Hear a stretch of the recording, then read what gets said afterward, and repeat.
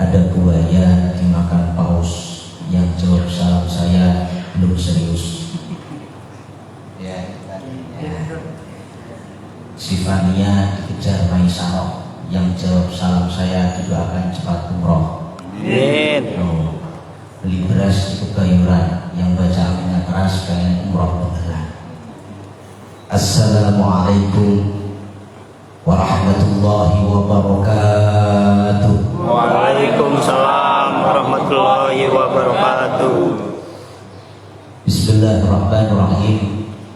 Alhamdulillahirabbil alamin. Wa bihi nasta'inu ala umuri dunya waddin. Wassalatu wassalamu ala asyrafil anbiya'i wal mursalin sayyidina wa maulana Muhammadil mab'uuts rahmatan lil alamin wa ala alihi wa sahbihi ajma'in. Amma ba'd. Fadilatan nujaba wal kurma, para alim, para ulama, wabil khusus Ustadz Baswahir, Ustadz Ali Muntazir, Ustadz Abdul Khalid, Ustadz Azhari, maupun ustadz-ustadz yang lainnya. Begitu juga yang kami hormati Sahibul Bait, keluarga Bapak Rubianto, mudah-mudahan diberikan kesehatan oleh Allah Subhanahu wa Ta'ala, dan yang hadir di sini mudah-mudahan dikabulkan hajatnya semuanya. Amin amin ya rabbal alamin. Hadirin hadirat rahimakumullah. Dalam kesempatan kali ini sedikit saya akan mengupas tentang hikmah dari Isra dan Mi'raj. Terutama bulan ini masih termasuk bulan Rajab, bulan yang dimuliakan oleh Allah Subhanahu wa Ta'ala. Di dalam Al-Quran Allah mengingatkan kita, Subhanalladzi asra bi'abdihi laylan minal masjidil harami ilal masjidil aqsa alladzi barakna hawlahu linuriyahu min ayatina innahu huwas sami'ul. Alhamdulillah yang hafal. Kalau kita teliti ayat ini memberi banyak hal dalam kehidupan, terutama apa? Kisah Isra dan Mi'raj ini memberi banyak pelajaran. Terutama dalam kehidupan ini tidak selamanya lurus, mulus, tidak. Jalan saja tol itu pun ada belokan. Ini menandakan kehidupan manusia ini yang berliku-liku. Bahkan Nabi kita Muhammad sallallahu alaihi wasallam, beliau ini diuji luar biasa. Pribadi yang santun, orang yang mendukungnya, siapa itu istri beliau maupun pamannya, meninggal, keduanya itu meninggal, sehingga tahun tersebut disebut Amul Huzni. Beliau ini seperti kita manusia pada umumnya, ketika ditinggalkan kekasih orang terdekat dengan kita, biasanya sangat gelisahnya luar biasa.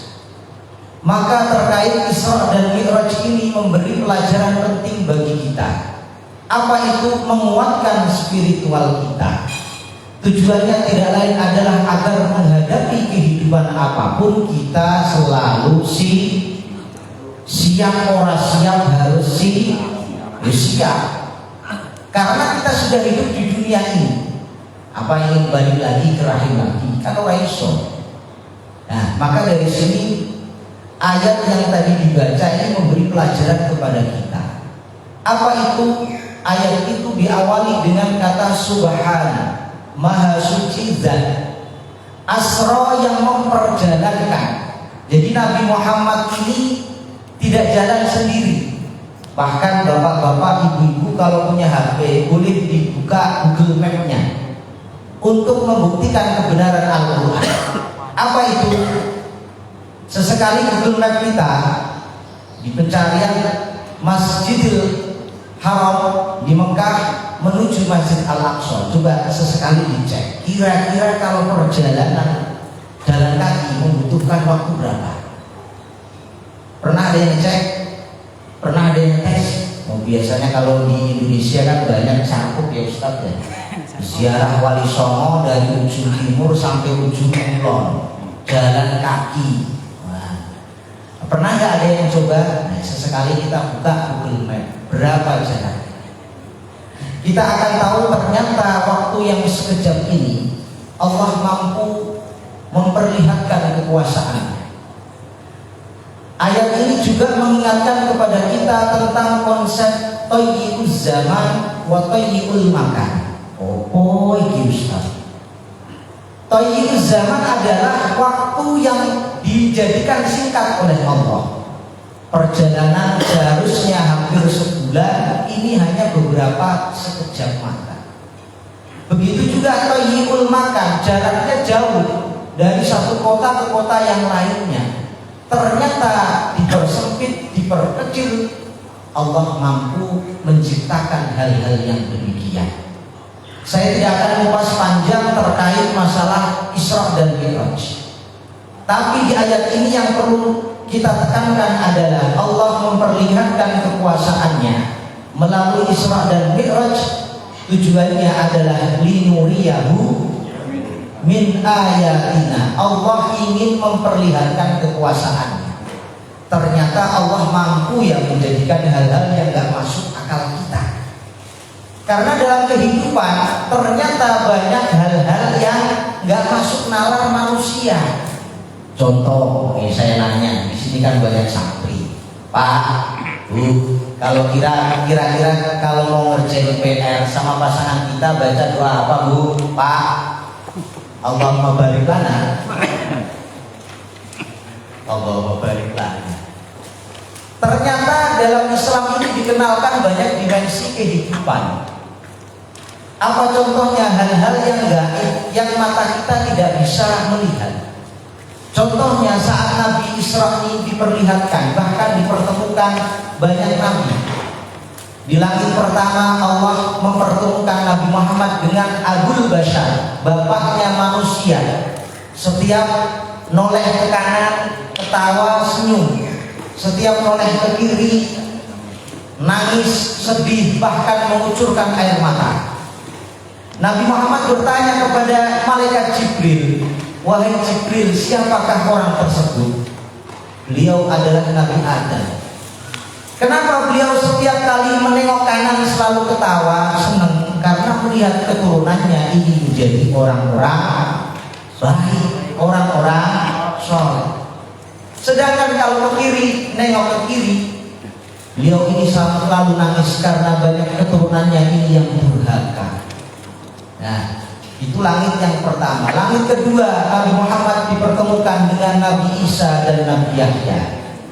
Langit ketiga bertemu dengan Nabi Yusuf, manusia ganteng yang susah ada tandingannya. Bahkan Nabi Muhammad SAW memuji beliau, terutama di kitab Sahih Bukhari, Ibnul Karim, Yusuf bin Yakub bin Ishak bin Ibrahim. 4 generasi menjadi nabi semua.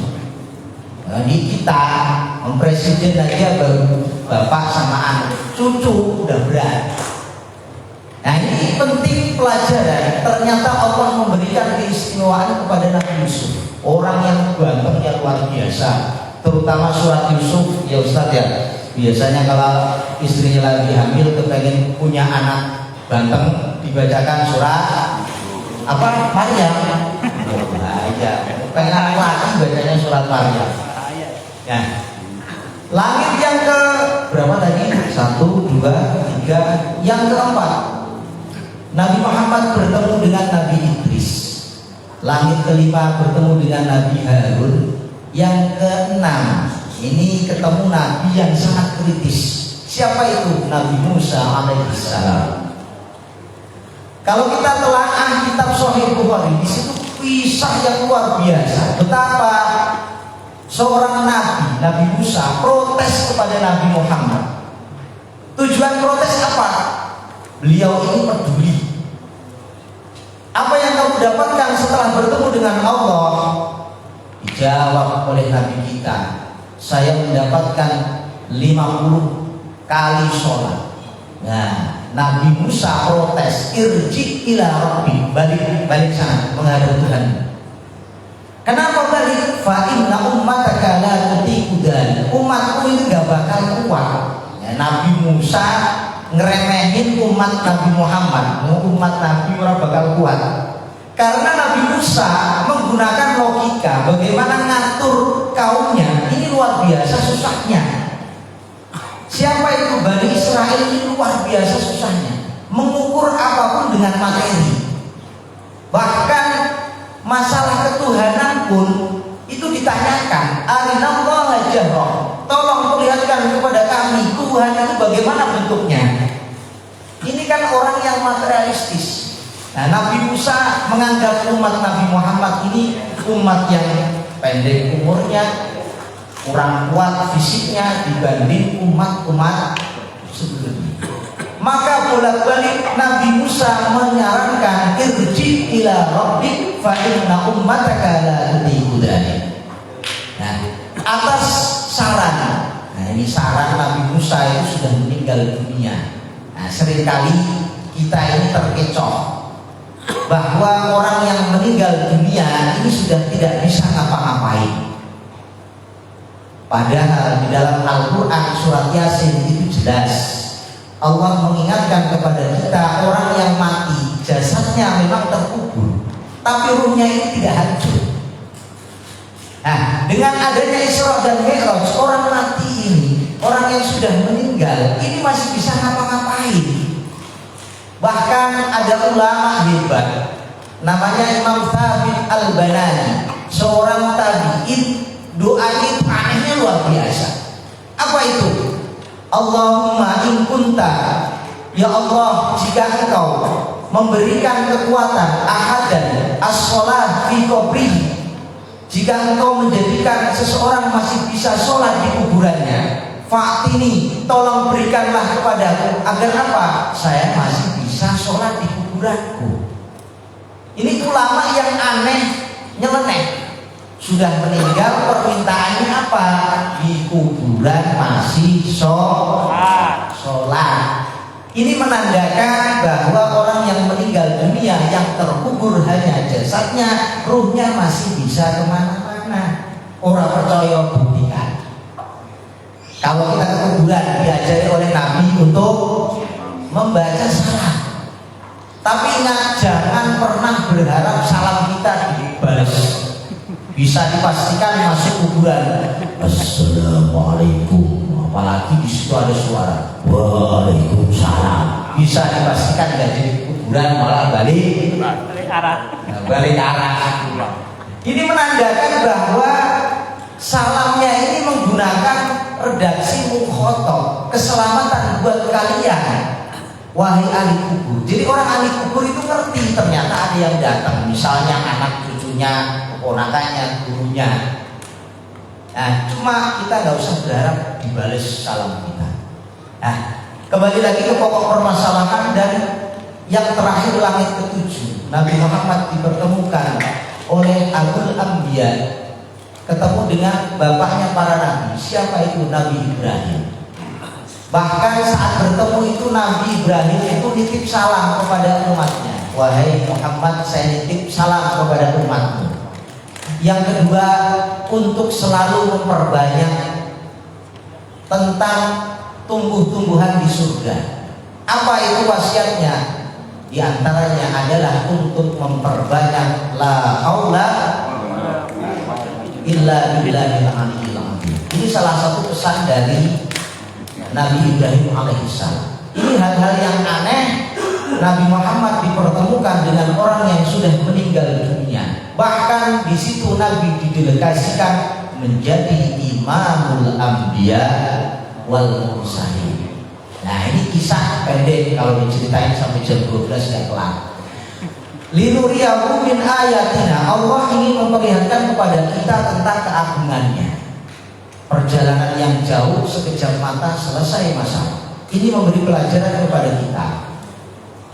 Kalau kita ingin umurnya berkah, walaupun usianya pendek, perlu kita renungi bersama. Bahkan di dalam kitab Hikam karyanya Imam Ibnu Athaillah As-Sakandari, di sana dijelaskan man burika lahu fi umrihi adraka fi yasirin minaz zaman min minadillahi ta'ala ma la yaqul tahta jawahiril ibar wa la talhaqul isyarah. Orang yang diberkahi umurnya, orang yang diberkahi usianya, ternyata Allah Subhanahu wa Ta'ala memudahkan untuknya melakukan hal sedikit tapi hasilnya banyak. Ini orang yang diberkahi. Sayangnya adalah kita kurang menggunakan potensi dalam diri kita. Allah beri kesehatan, kadangkala bukan digunakan kebaikan malah buat kejahatan. Allah memberikan ilmu kadangkala bukan untuk menuntun diri kita, tapi malah untuk nyesatin orang lain. Nah, ini kebiasaan manusia. Endingnya setelah bertemu dengan Nabi Ibrahim, bertemu dengan Allah Subhanahu wa Ta'ala, dan Nabi mendapatkan oleh perintah untuk selalu menjalankan sholat. Hadirin hadirat rahimahumullah, ada 3 hal penting yang tidak bisa dipisahkan satu dari yang lainnya. Yang pertama adalah terkait perintah sholat. Di situ pasti pasangannya adalah perintah untuk zakat. Ustaz Kholik sama Ustaz Azhari kalau disuruh nemuin ayatnya ketemu semua. Nah, di antaranya apa? Perintah sholat selalu aqimus sholat wa atuz zakat. Ini tidak bisa dipisahkan. Kenapa demikian? Ternyata sholat ini membentuk agar manusia selalu dekat dengan penciptanya. Contoh, kalau kita sholat diawali dengan takbir, diakhiri dengan salam. Kenal ya disalami, orang kenal ya di. Pernah nggak kita musuhan sama orang, kira-kira orangnya di samping kita, assalamualaikum, kepalanya gak digerakin? Nah, pasti kenal, seneng, orang seneng, pasti disalami, assalamualaikum warahmatullahi wabarakatuh. Ke kiri juga kenal gak kenal pasti bisa. Ini menegaskan kita sebagai umat Islam agar baik dengan Allah, baik dengan sesama manusia. Kalau kita baik sama orang, niscaya kalau ada apa-apa orang akan bantu kita. Nah, ini menjadi hal penting dalam kehidupan. Itu yang pertama. Yang kedua, ketaatan kepada Allah pasti selalu disandarkan dengan ketaatan kepada Rasulullah. Jadi gak ada ceritanya orang ingin taat kepada Allah, ngaku cinta ke Allah tapi gak cinta kepada Rasulullah. Ini gak bisa dipisahkan. Maka acara seperti ini, media zikir kita ingat ke Allah, salah satunya niatkanlah ittiba. Apa itu Ustaz ittiba? Ngikuti sunnah-sunnah Nabi. Salah satu sunnahnya adalah kita memperbanyak zikir. Bahkan kalau kita baca Al-Quran di surat Al-Ahzab juz 22, ingetin ya Ustaz ya kalau saya salah. Karena saya nggak hafal Quran, saya hanya hafal sampulnya saja Ustaz. Ya ayyuhalladzina amanu dzkurullaha dzikran katsira wasabbihuhu bukratan. Ayat ini memerintahkan kepada kita untuk selalu zikir kepada Allah. Tujuannya apa? Ayat selanjutnya, huwallazi yusalli 'alaikum wa malaikatuhu. Allah menjadikan zikir sebagai sarana agar apa? Rahmat Allah turun kepada kita. Orang yang dirahmati oleh Allah hidupnya itu enak. Walaupun banyak masalah, kalau Allah meridhoi jadi gampang. Enggak percaya, jangan dibuktikan. Pulang dari sini ntar saya di Ustaz ini saya banyak masalah, mau saya buka Ustaz. Ya, semua orang pasti punya masalah. Orang meninggal aja bawa masalah kok. Buktinya setelah dikubur anaknya berantem rebutan warisan sono, warisan itu kalau orang sana. Kalau orang sini saya yakin tidak apa? Tidak jauh beda alias sama-sama manusia. Nah, ini penting bahwa manusia itu pasti punya masalah. Sebaik-baiknya saat kita menghadapi masalah ya dihadapi, ojo lari. Karena apa? Masalah ini pasti ada solusinya. Walaupun nggak hari ini, bisa juga besok. Kalau nggak besok, ya besoknya lagi. Nah, ini poin penting yang kita perlu petik. acara zikir seperti ini menjadikan rumah kita berkah. Bahkan dalam riwayat Imam Muslim dijelaskan rumah yang sering dibuat zikir, kalau nggak bisa undang jamaah, dizikirin sendiri, diwiritin sendiri. Bisa nyopo, sholawat dia dilakoni. Sallallahu alaihi Muhammad, sallallahu alaihi Muhammad. Nah, kalau nggak bisa baca Quran, ya sih gampang. Biar caranya setel, kaset Quran, murotal kata Ustaz Isyam kan enak. Karena apa? Allah Maha Adil, memberi pahala orang yang baca dan mendengarnya, ini pahalanya sama. Tapi kalau serius dengernya ya Ustaz, biasanya kalau dengerin, nah itu biasanya ditinggal sambil masak kan Ustaz. Itu kalau orang sama. Nah ini penting, rumah yang diberkahi itu ibarat kayak orang hidup dan mati. Nah maka kita yang punya rumah sekecil apapun walaupun kontrak, kalau sering dibuat ngaji, kalau sering dibuat zikir, niscaya ini akan keberkahan akan terlihat. Walaupun pemasukan kita sedikit, Allah memberi kecukupan.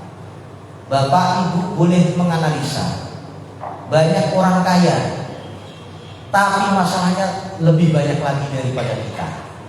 Banyak orang miskin yang kekurangan, tapi kenapa kok cukup? Bolak-balik adalah mampu membangun spiritual. Masalah materi penting, spiritual juga penting. Nah maka di sini perlunya kita seringkali jalan-jalan melihat sekitar kita, bagaimana Allah mampu menjadikan bahkan mencukupi makhluknya. Intinya terkait masalah sholat ini penting, perlu kita lakukan. Di antaranya rumah bisa terang saat kita sering sholat, lebih sholat sunnah, rumah kita akan terang. Ibaratnya langit saat malam hari ini akan terlihat indah, terlihat menyenangkan mata, terutama ada bintang yang berkilauan. Ini ibarat kita yang di dunia melihat ke atas, apalagi orang yang di atas. Malaikat selalu melihat rumah-rumah yang dibuat ngaji. Bahkan setiap ada pengajian, dikira itu ada malaikat yang tugasnya nyari rumahnya siapa ini, rumahnya siapa ini, si Paijo, Painempuh, anak pengajian. Ternyata itu membawa dampak positif bagi keluarganya, karena zikir ini akan menarik energi positif. Oh boleh energi positif Ustaz. Ya diantaranya lah bikin rumah itu tentram. Nah terutama terkait masalah sholat ini penting, keluarga kita diajak sholat. Terakhir nih waktunya sampai berapa ini Ustaz? Masih lama, saya kira sudah orang. Ya 4 menit lagi katanya. Ya terkait masalah sholat penting kita tekankan. Apalagi tadi di jalan saya sempat bikin lagu nggak jelas. Apa lagu nggak jelas? Repotnya jadi kuli, sholatnya sudah gak peduli, apalagi banyak kerjaan, sholatnya sering keluh. Pengalaman ternyata ya. Kelupaan. Repotnya jadi pejabat, apa pejabat baru? Oh dia masih repotnya jadi pejabat, sholatnya kadang lambat, apalagi banyak rapat, sholatnya kadang kurang tepat. Itu yang mendapat Ustaz kalau bikin lagu yang baik. Coba sesekali Ustaznya, saya ganti. Senangnya jadi Ustaz. Apa senangnya Ustaz? Sholatnya selalu tepat. Kalau Ustaz ini disebutnya baik-baik doang, apalagi banyak ceramah, sholatnya selalu Kalau Ustaznya ngomongnya baik-baik, kalau jemaah dia ngomongnya enggak, dia suka-suka lah. Salah panitia kenapa ngundang Ustaz yang jelas seperti ini. Ya mudah-mudahan kita hadiri majelis ini terkait pentingnya sholat ini luar biasa. Bahkan di dalam Al-Quran kalau kita belajar tujuan penting sholat, yang pertama adalah tanha anil fahsya wal munkar. Sholat ini mampu mencegah dari hal-hal keji dan munkar. Apa contohnya? Dan fenomena yang terjadi sekarang ini, Banyak orang yang sholat, tapi sholatnya ini hanya sekedar menunaikan kewajiban, tidak membekas sedikit pun dalam kehidupan. Jadi contoh nih, habis sholat Jumat, pulangnya wis telat, pulangnya cepat, ngambil sendal. Ada apa enggak? Ada, Pak. Oh, ada. Oh, ini kan fenomena terjadi, orang sholat, baru sholat, apalagi kalau ketemu CS-nya, ketemu bestinya, baru sholat, ngomongin orang, tahu nggak? Apa? Tadi itu saya kondangan. Kenapa emang? Orangnya itu lakinya kecil, hitam, luar biasa, tapi istrinya itu cantik banget. Diomong. Manusia emang ngomongin orang terus. Giliran yang perempuannya agak gimana, tahu tadi saya kondangan juga, lakinya itu ganteng, gagah, tinggi, tapi istrinya masya Allah nggak bisa dijelaskan pokoknya. Ini habis sholat kerjanya ngomongin orang, kira-kira ini sholatnya pas apa orang? Pas, ketarik terus. Ini fenomena sekarang ini, apalagi masyarakat yang itu cepet panasan lah. Buktinya mana? Masak jengkol, tetangganya dongkol, padahal baru pulang jamaah. Bawa apa sih jengkol, hatinya dongkol. Yang menjadi pertanyaan ini kan sholatnya itu piye? Paling-paling Allahu Akbar, kunci motor di mana? Dompet di mana? Itu kalau orang sana. Saya yakin kalau orang sini khusyuk. Ini fenomena yang terjadi saat ini. Agar sholat kita bermanfaat, salah satu caranya adalah ngerti artinya. Ngerti artinya. Baru Allahu Akbar sudah ingat kerjaan. Apalagi kalau sudah ada makanan seperti ini, dilema. Sholat ingat makan, apa makan ingat sholat? Baikan mana? Makan dulu baru sholat. Makan dulu baru sholat. Ayo coba.